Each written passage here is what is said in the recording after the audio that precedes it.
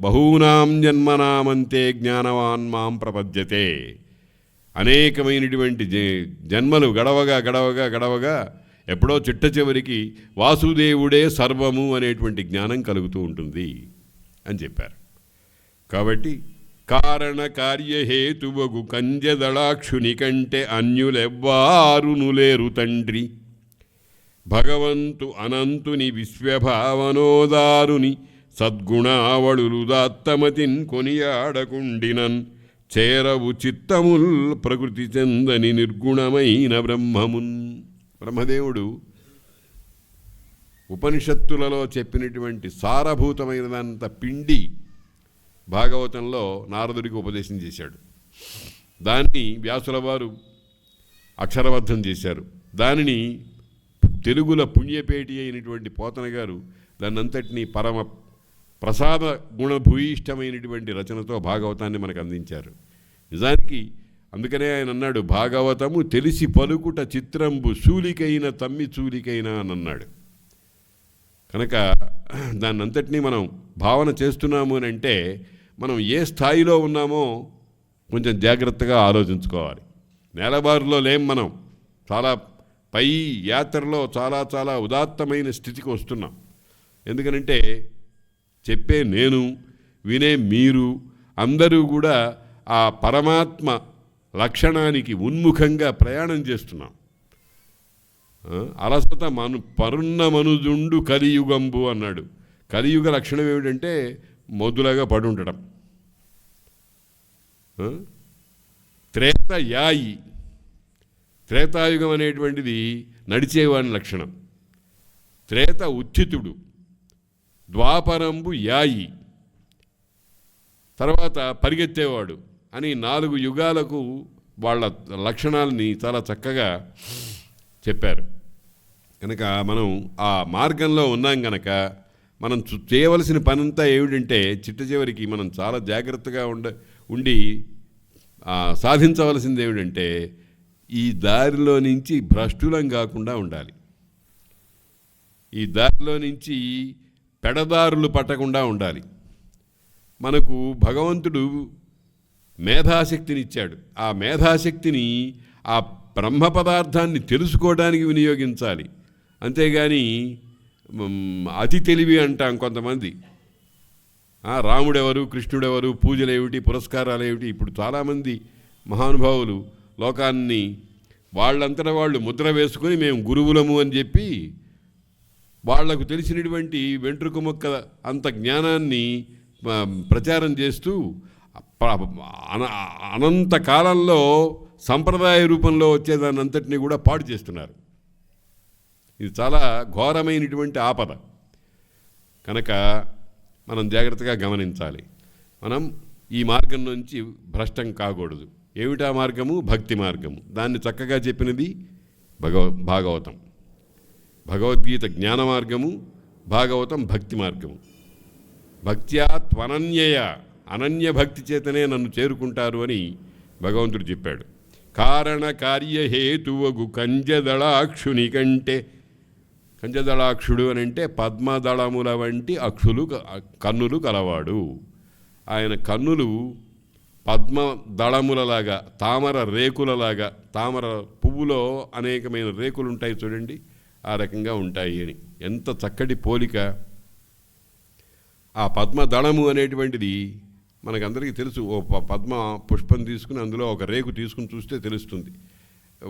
ఒక కొన ఒక ప్రమాణంలో ఉంటుంది, అక్కడి నుంచి అట్లా పైకి వ్యాపిస్తుంది, మళ్ళీ కిందికి దిగుతుంది, ఆ చివరి కొన అట్లా ఉంటుంది, మళ్ళీ కింది నుంచి ఇట్లాగా ఒక వంపుగా వస్తుంది. అది దాని సౌందర్యమే సౌందర్యమిహ, దాన్ని చెప్పడానికి వీల్లేదు. అటువంటి అక్షి కలిగినటువంటి వాడు. ఇది మామూలుగా లౌకికంగా భావించేటువంటిది. పద్మదళాక్షుడు అనే మాటకు అర్థం ఏమిటంటే, పద్మదళం అంటే జ్ఞానమే. పద్మం అంటే దానికి పంకజము అని పేరు. పంకజం అంటే పంకమునందు పుట్టినది, బురదలో పుట్టింది. బురద అసహ్యమైన, చాలా అసహించుకుని దాన్ని కడిగేసుకోవడానికి ప్రయత్నం చేస్తాం. అందులో పుట్టినటువంటి పద్మము దాన్ని తీసుకొని చేత్తో పట్టుకొని దాన్ని ఒళ్ళంతా రాసుకొని దాని సంబంధమైనటువంటి సౌగంధ్యాన్ని, ఆ అద్భుతమైనటువంటి ఆ స్పర్శను పొంది ఆనందించాలి అని చూస్తూ ఉంటాం. అంటే అర్థమేమిటి? అది పంకజము అయినా పంకము అంటని ఒక విలక్షణమైనటువంటి వస్తువు పంకజం. దానికి పంకజం అని పేరు పెట్టారు. అది పద్మం. ఆ పద్మం అనేటువంటిది అనే దాంట్లో ఇంకా అనేకమైన లక్షణాలు ఉన్నాయి. వికసనశీలం అంటే మూసుకున్నప్పుడు కన్ను దేనిని చూడలేదు.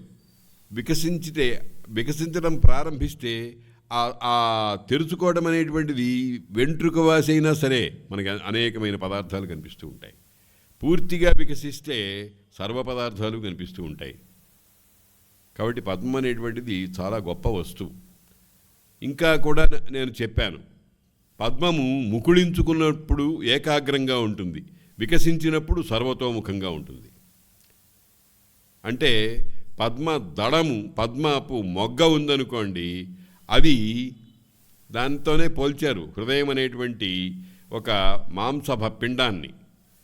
అది వికసించినప్పుడు అన్ని వైపులా చూస్తుంది. దాని ప్రతి అగ్రము ఒక్కొక్క వైపు చూస్తుంది. ఆ ఒక్కొక్క వైపు చూడటం అంటే అర్థం ఏమిటనమాట? ఇప్పుడు ఫోటో తీసేదానికి ఆ కెమెరా ఇంత ఉంటుంది, కానీ దాని పరిధి చాలా పెద్దగా ఉంటుంది కదా, లోగా ఉంటుంది కదా, ఆ రకంగా అనమాట. అటువంటి వాడు కంజదళ అక్షుడు. కంజదళములు వంటి అక్షులు కలిగినటువంటి వాడు, చూపులు కలిగినటువంటి వాడు. అంటే ఇక్కడ వట్టిగా అలంకారంగా ఉపమాలంకారం చెప్పాము అని మురిసిపోవడం కాదు మనం గమనించవలసింది. ఆయన నిత్య వికసనశీలమైనటువంటి నేత్రములతో ప్రపంచాన్ని, విశ్వాన్నంతటినీ చూస్తూ ఎవరికి ఏది ఎప్పుడు అవసరమో దాన్ని ఇవ్వటానికి తగినటువంటి జాగరూకుడై ఉన్నాడు అని అర్థం అన్నమాట. కంజదళాక్షుడు అని అంటే అర్థం ఏమిటంటే పద్మముల వంటి కనులాగా వికసించిన నేత్రములు కలిగి ఉన్నాడు. వికసించిన నేత్రం అంటే బిప్పారు చూసినటువంటి. మనం ఏదైనా ఒక వస్తువుని జాగ్రత్తగా చూడాలి అంటే కళ్ళు పెద్దవి చేసి చూస్తాం. ఆ పెద్దవి చేసి చూసినప్పుడు వస్తువు పెద్దగా కనిపిస్తూ ఉంటుంది. ఆయన మనం చూడవలసింది చాలా లిమిటెడ్, చాలా పరిమితమైనటువంటిది. కానీ ఆ పరమాత్మ అయినటువంటి వాడు విశ్వాన్నంతటినీ చూడాలి. ఈ సర్వమైనటువంటి 14 లోకాల సముదాయాన్ని కూడా ఆయన చూడాలి. ఆయన కళ్ళు ఏ రకంగా ఉండాలి? అంతేకాదు అవి అనిమిష నేత్రములు, అంటే మూత పడని నేత్రములు. మూత పడ్డాయంటే ప్రళయమే. భగవంతుడి కళ్ళు మూత పడ్డాయి అని అంటే ప్రళయం, తెరుచుకున్నాయంటే ప్రణయం. ఎన్ని ఎన్ని ఎన్ని రహస్యాలు ఒక్కొక్క మాటలో ఉంటాయో మనం జాగ్రత్తగా గమనించాలి. ఏదో పద్యం చదువుకుంటూ పోతే మరి బాగానే ఉంటుంది. చాలామందికి, బహుశా మీలో చాలామందికి ఏమిటి ఈయన ఊరికే ఇంత సాగదీస్తున్నాడు అనేటువంటి భావన పొటవరించే అవకాశం ఉంది, నాకు తెలుసును. కానీ ఇదంతా మహావేదాంత లక్షణం కలిగినటువంటి మహాగ్రంథం గనక అందులో ఉండేటువంటి రహస్యాలన్నీ విప్పి చెప్పుకోకపోతే మనం పూర్తి ప్రయోజనాన్ని పొందాం. అందుకోసమని వివరించి చెప్తున్నాను. ఇంకో విషయం ఏమిటంటే, నేను అనేక పర్యాయాలు చెప్పాను, పనసకాయ ఉంది. ఆ పనసకాయలో ఒక్క తొన తిన్నా పనసకాయ మొత్తం తిన్నటువంటి అనుభూతి కలుగుతుంది. కాబట్టి భాగవతం లాంటి పద్యాల్లో, గ్రంథాల్లో ఒక పద్యాన్ని మనం క్షుణ్ణంగా చూచినా భాగవత జ్ఞానం అంతా కూడా సమగ్రంగా మనకు తెలియవస్తుంది. మరి ఎందుకు పద్యాలు ఎందుకు చెప్పారు అని అంటే, ఒక్కొక్కడికి ఒక్కొక్క విధంగా చెప్పవలసినటువంటి పరిస్థితి ఉంది, రుచిభేదం ఉంది గనక ఎవరికి ఏ రకంగా చెప్పాలో ఆ రకంగా చెప్పడం కోసం గ్రంథం పెరిగింది. కారణ కార్యహేతువగు కంజదళాక్షుని కంటే అన్యులెవ్వారును లేరు తండ్రి.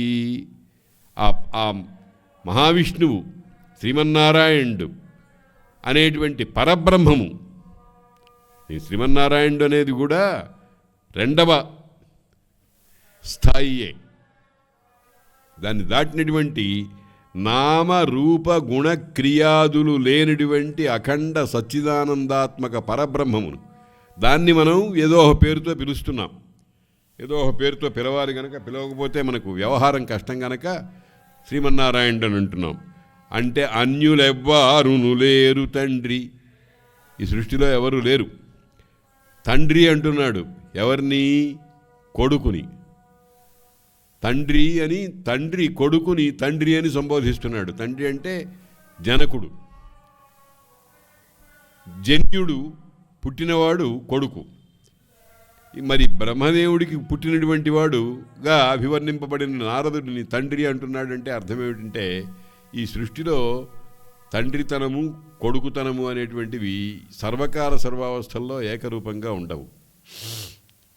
ఒకటి, తండ్రి అనేటువంటిది గౌరవంగా, ప్రేమగా, లాలనగా నాన్న అంటాడు. నాన్న కొడుకుని అంటే తన తండ్రిని కొడుకులో చూస్తూ ఉంటాడనమాట. అటువంటి తండ్రి భగవంతు అనంతుని విశ్వభావనోదారుని. విశ్వభావన, ఈ వైచిత్రి చూడండి, లోకజ్ఞత. విశ్వం అనేటువంటిది ఎంత అనంతమైన వైవిధ్యం కలిగినటువంటిది, వైచిత్రి కలిగినటువంటిది. ఇందులో ఎన్నో జీవరాశులున్నాయి, 84 లక్షల జీవరాశులున్నాయి. ఏ జీవరాశికి ఇంకొక జీవరాశితో సామ్యం లేదు. మళ్ళీ ఆ రాశిలో ప్రతి వ్యక్తి ఇంకొక వ్యక్తి కంటే భిన్నమే. స్థూలంగా ఒకటే అన్నట్టు కనిపిస్తుంది. దాన్నే వాళ్ళు ఏం చెబుతారంటే ఘటం పటం కాదు, పటం ఘటం కాదు. వేదాంతంలో ఇటువంటి మాటలు ఉపయోగిస్తుంటారు. ఘటము అని ఒక ఆకార విశేషాన్ని మనం వ్యవహరించుకున్నాం, పేరు పెట్టుకున్నాం. పటము అని ఇంకొక దాన్ని పెట్టుకున్నాం. ఘటం అంటే కుండ, పటం అంటే వస్త్రము. ఎప్పుడైనా పటము ఘటమవుతుందా, ఘటము పటమవుతుందా? పటం పటమే, ఘటం ఘటమే. కాబట్టి ఈ 84 లక్షల జీవరాశుల్లో కూడా ప్రతి రాశిలో ఉండే ప్రతి వ్యక్తి అంటే ప్రతి పదార్థము ఒక 10 పుట్ల ధాన్యం కలిగినటువంటి రాశి ఉందనుకోండి. అక్కడ దాంట్లో ఉండే ప్రతి గింజకు ఇంకొక గింజతో ఏదో తేడా ఉంటుంది. మనుషుల్లో ఉన్నట్టే ఒక తండ్రికి 100 మంది కొడుకులు పుట్టారన్నారు. ధృతరాష్ట్రుడికి 100 కొడుకులు. 100 కొడుకులు అనేటువంటిది కొడుకుతనము అనేది సమానంగా ఉన్నా ధృతరాష్ట్రుడి పెద్ద కొడుకు దుర్యోధనుడికి, రెండవ కొడుకు దుశ్శాసనుడికి స్వభావ భేదము, స్వరూప భేదము ఉందా లేదా? దుశ్శాసనుడు దుశ్శాసనుడే, దుర్యోధనుడు దుర్యోధనుడే. అందులోనే వికర్ణుడు అనేవాడు ఒకడున్నాడు. ఆ వికర్ణుడు అనేటువంటి వాడు ఒక్కడు 100 ఒక్కడు దుర్యోధనుడు చేసిన పనిని ఖండించాడు సభలో. ఏమయ్యా, ఇదేమన్యాయము? ఆ ద్రౌపదిని తీసుకొచ్చి ఇక్కడ ఇంత అవమానం చేస్తున్నారు, ఇది ధర్మమా అని అడిగాడు. ఎవరు? వికర్ణుడు. వికర్ణుడు వన్ ఆఫ్ ది దుర్యోధనాస్ బ్రదర్స్. 100 మందిలో ఒక కొడుకు. వాడికి ఇది అధర్మం అనిపించింది. తక్కిన వాళ్ళందరికీ అధర్మం అనిపించలే. అంటే అర్థం ఏమిటనమాట? ఒక తండ్రి తల్లిదండ్రులకు పుట్టినంత మాత్రం చేత వాళ్ళందరిలో ఒకే విధమైనటువంటి భావపరంపర, భావజాలం ఉంటుందని అనుకోవడానికి వీలు లేదు. మనం లోకంలో అనేక సందర్భాల్లో చూస్తున్నాం.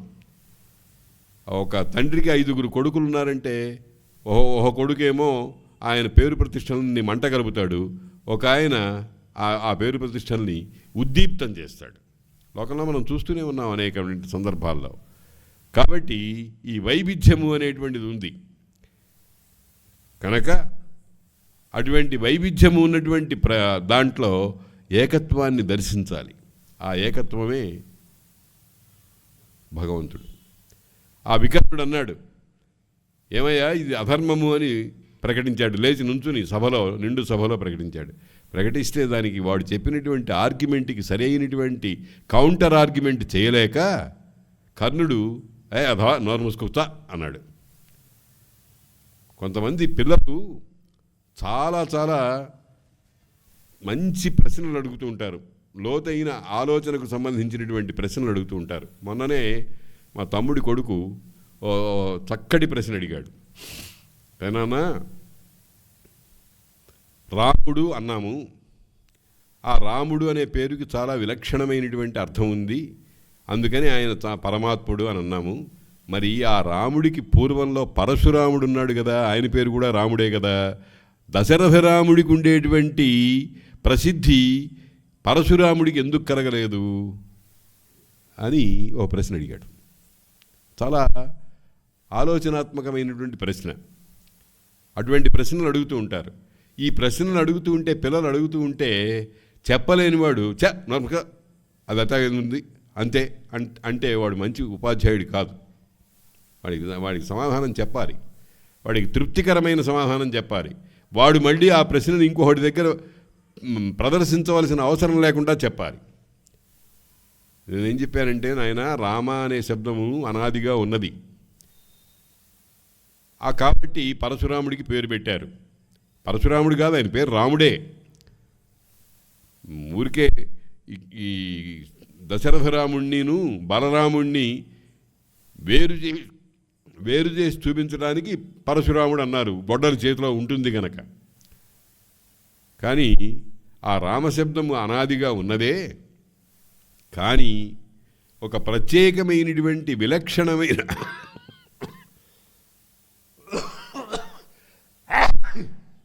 అర్థాన్ని సంభావన చేసి దశరథరాముడికి అన్వయించారు. ఏమిటి అన్వయించడం అంటే, రా అనేటువంటి అక్షరము ఓం నమో నారాయణాయ అనేటువంటి మహామంత్రంలో నుంచి ప్రాణభూతమైన అక్షరం. మా అనేది ఓం నమశివాయ అనేటువంటి పంచాక్షరిలో ప్రాణభూతమైనటువంటి అక్షరం. ఆ రెండక్షరాలని తీసుకొని ఈ శివ విష్ణు తత్వ సమాహార స్వరూపుడు అనేటువంటి అర్థాన్ని అన్వయించటం కోసం వశిష్ఠుల వారు ప్రత్యేకించి సిద్ధంగానే ఉన్నటువంటి రామశబ్దాన్ని దశరథరాముడికి పెట్టారు అని పెద్దవాళ్ళు సమాధానం చెబుతారు అని వారికి మనం సమాధానం చెప్పాలి. కాబట్టి శబ్దాన్ని ఎవడు సృష్టించడు, ఉన్నదాన్నే. కానీ దాంట్లో ఒక విలక్షణమైనటువంటి అర్థాన్ని మనం భావన చేస్తాం. ఆ భావన ఎక్కడ చేస్తామో అక్కడే అన్వయిస్తుంది. ఈ రెండు మహామంత్రాల్లోని ప్రాణభూతమైనటువంటి అక్షరాలను తీసుకుని దశరథరాముడికి మాత్రమే అన్వయించాం.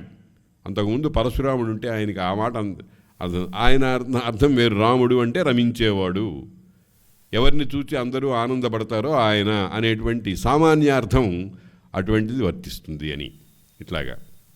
కాబట్టి జిజ్ఞాస ఉన్నటువంటి వాని జిజ్ఞాసను చంపకూడదు. వాడు ఆ పని చేశాడు. కర్ణుడు ఏం చేశాడు? ఎల్లవారు నెరుగా నొల్లని ధర్ము బేల నీకు చెప్పనేలవలసే. ఎంత నన్నయ్య గారు ఎంత చక్కగా చెప్పినాడంటే, ఒరేయ్ మాకు కూడా తెలుసురా, తెలుసుకోవడానికి మేము ఇష్టపట్టలేదన్నాడు. ఆ కర్ణుడి దుర్మార్గం లక్షణం అక్కడుంది. ఎల్లవారు ఎరుగనొల్లని ధర్మువు బేల, ఎరుగనొల్లని ఇష్టపడని ధర్మువు బేల నీకు చెప్పనేలవలసే చిరుతవానికింత తరుసంటి పలుకులు సనే. ఆఫ్టర్ ఆల్ బచ్చాగడివి నువ్వు, ఇంత పెద్ద పెద్ద మాటలు మాట్లాడుతున్నావేటి, నోరు మూసుకు కూర్చో అన్నాడు. ఇది సమాధానమేనండి? ఈ రకంగా అనొచ్చునా? బాలుడయ్యును ఉత్తమ జ్ఞానవృద్ధునా నుండెనేని బాలుడయ్యును పూజ్యుండు బ్రాహ్మణుండు క్షత్రియుడు పూజ్యుడు అమిత విక్రమ సమృద్ధిన్ ఉరివిపతులలో అధికుడై ఉండెనేని అని శిశుపాలుడికి భీష్ముడు, ధర్మరాజు మొదలైన వాళ్ళు చెప్పారు. కాబట్టి గుణవృద్ధులయందు వయస్సును చూడకూడదు. వయస్సును చూస్తే దానివల్ల మనమే నష్టపోతాం అన్నమాట. కనుక కారణకార్యహేతువగు కంజదళాక్షుని కంటే అన్యులెవ్వారును లేరు తండ్రి భగవంతు అనంతుని. ఆయన భగవంతుడు, అనంతుడు. అనంతుడు అంటే ఆదిమధ్యాంతరహితుడు. సృష్టిలో సమస్తమునకు అంతముంది, మధ్యస్థితి ఉంది, ఆది ఉంది. ఆ మూడు లేనిటువంటి వాడు. లేనివాడు ఎట్లా ఉంటాడండి అని మనకు అనిపిస్తుంది. ఉన్నాయని వేదాలు, వేదాంతాలు, పురాణాలు, ఇతిహాసాలు అన్నీ చెబుతున్నాయి. ఎలా ఉన్నది అనేటువంటి దాన్ని మనం పాక్షిక దర్శనంతో అంటున్నాం. అంటే మన దృష్టి ఒకవైపు మాత్రమే ప్రసరిస్తోంది. మనం కొన్ని పోలికల ద్వారా దాన్ని చూడొచ్చును. ఇప్పుడు సూర్యుడు ఉన్నాడు. సూర్యుడు మనం కళ్ళ ముందు పుట్టాడా? సముద్రం ఉంది, సముద్రంలో తరంగాలు ఉన్నాయి. ఆ తరంగాలు అనేటువంటివి నిత్యము మనం పుట్టినప్పటి నుంచి చచ్చేదాకా అలాగే కదలాడుతూ ఉన్నాయి. అలా ఉన్నాయని మన తండ్రి చెప్పాడు, మన తాత చెప్పాడు, మన ముత్తాత చెప్పాడు. మనం మన పిల్లలకి చెబుతాం, మన మనవాడికి చెబుతాం. అంటే ఈ యుగం అంతా ఆ సముద్రం అనేటువంటిది ఎంతకాలం ఉంటుందో అంతకాలము అది అట్టాగే ఉంటుంది. మనం అట్టా ఉండడం లేదు కనుక సముద్రం అట్టా ఉండడానికి వీలు లేదంటే అది ఏమన్నా సరైనటువంటి తర్కం అవుతుందా? కనుక అనంతుని విశ్వభావనోదారుని ఇంత అత్యధికమైనటువంటి అతి విశాలమైనటువంటి విశ్వభావన దానితో నిండి ఉన్నటువంటి ఆయన సద్గుణావళులు ఉదాత్తమతిన్ కొనియాడకుండినన్ అందినంత వరకు పెద్ద బుద్ధి చేసుకొని పెద్ద బుద్ధిని చేసుకోవాలి. పెద్ద బుద్ధి చేసుకోవాలంటే ఏమిటంటే ఈర్ష్యతో అసూయతో దుర్వ్యాఖ్యానం చేయకూడదు. మామూలుగా చాలామంది ఆ పని చేస్తూ ఉంటారు. కృష్ణుడు ఏమిటండి, ఆయన దేవుడట అయినాడండి, 16,000 మందిని పెళ్లి చేసుకున్నట్ట, నీతి లేదు జాతి లేదు, ఆయన దేవుడేమిటి అంటాడు ఒకడు. ఏమన్నా అర్థమై పలికిన మాటేనా అది? రాముడేం రాముడండి, పెళ్ళాన్ని వదిలిపెట్టేశాడు అంటాడు. వాటిని సమన్వయించుకొని యదభిముఖముగా చెప్పిరో అల్లదా అని తదభిముఖముగా చూచిన తప్పు లేదు అన్నారు.